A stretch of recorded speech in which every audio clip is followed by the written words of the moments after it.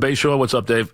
Hey, Mike, before I get to the football, it's interesting. Toronto actually has the longest cup drought, 50 years. So Ranger fans certainly know what that's like. But And they got the right guy running it now, too. Yeah, they also have the longest drought to go into the finals, but we'll see what happens. But anyway, with the football, a couple things. Number one, I agree with what you said about not wanting to see Case Keenum play the Pats. I mean, I think Pat Saints would be the best Super Bowl right now in terms of quarterback experience. But my question is, I don't like that. I don't know if their defense is good enough, though, to play that. Okay, well, my question is, I look at the Chiefs. The first year Andy Reid was there, went 9-0. They blew a 38-3 lead, I think, to the Colts.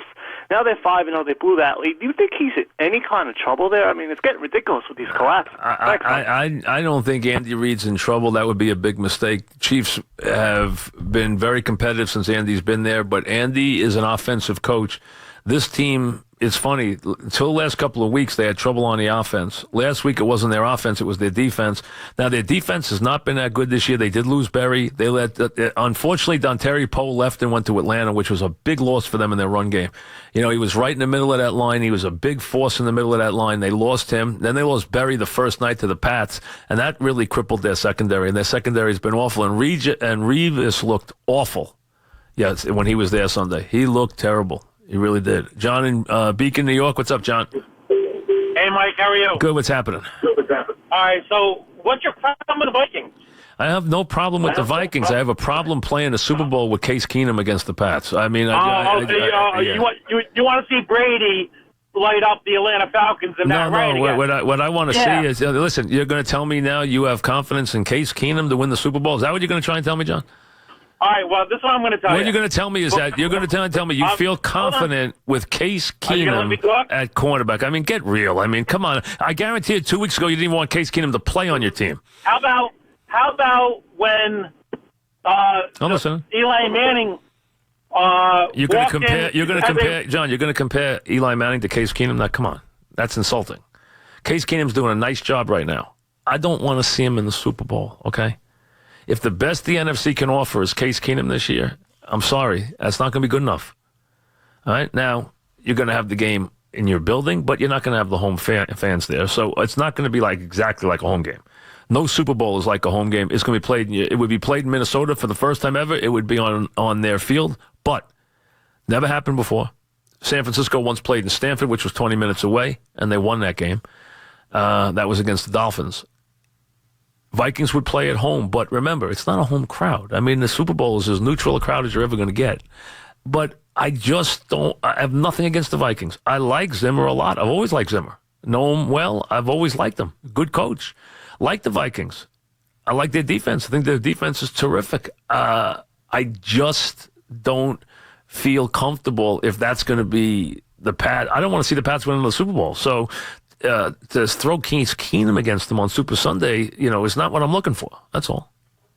And now you're going to tell me how wonderful Case Keenum is. 3 weeks ago, you guys wanted Case Keenum out. He's sitting on the bench. Richard in Manhattan. What's up, Richard? Hi, Mike.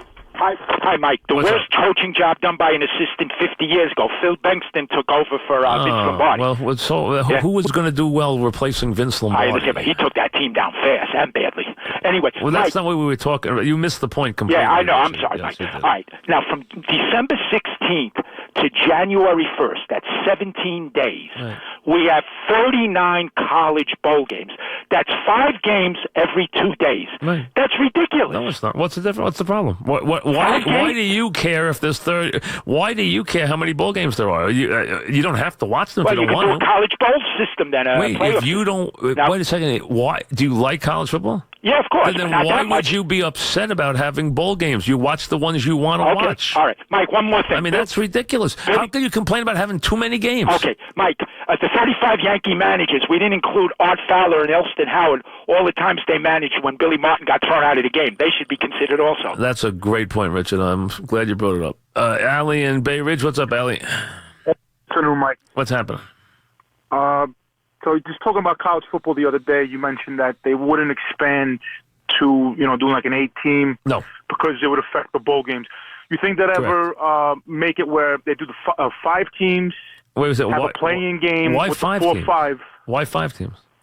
Well, it always seems like one team's being left out. No, but if you had Allie, here's the problem. It's human nature.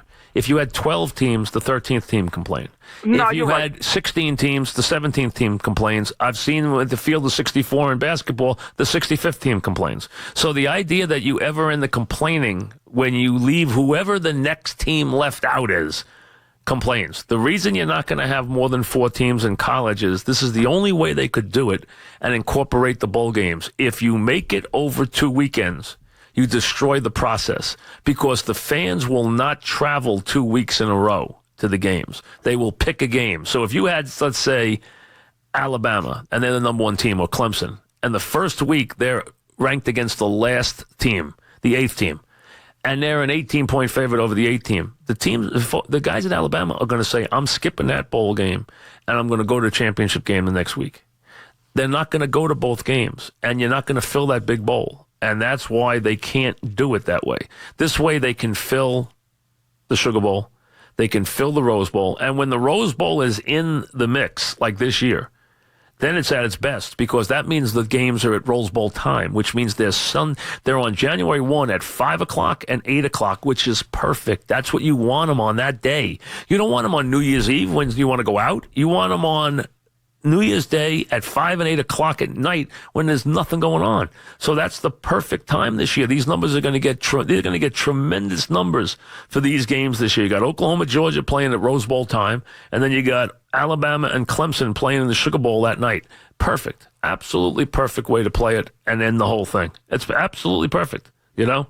You couldn't have a better deal. So this year on January 1, you have Michigan, South Carolina. You have Auburn, Central Florida. You have LSU, Notre Dame. You have Oklahoma, Georgia. And you have Alabama, Clemson. How much better day could you have? You don't have to move. Christian in Garden City. What's up, Christian? Yeah, Mike. Yeah, Christian, what's up? You talk about Case Keenum. You don't want to see him in the Super Bowl, right? Not if I want the other team to lose, no. What about when Rex Grossman was in the Super Bowl? He wasn't very good either, was he? What does that have to do with the price of anything? I mean, my God, you guys got to get a clue. I mean, what does that have to do with Case Keenum? Nothing. And Case Keenum's played well. But are you going to tell me now we've reached the point where we've gone from Case Keenum can stay as the starter. He won Player of the Month. But now you would feel confident if he's playing against the Pats and Tom Brady in the Super Bowl? I mean, that's a heck of a jump. It's a heck of a jump. Now, he's having this Joe Cap, if you're old enough, type season. He's having this Earl Morrall, who is a better player than Case Keenum, type season, where they just... But remember, those years didn't end pretty. So just be careful with those. They didn't end overly pretty. Back after this.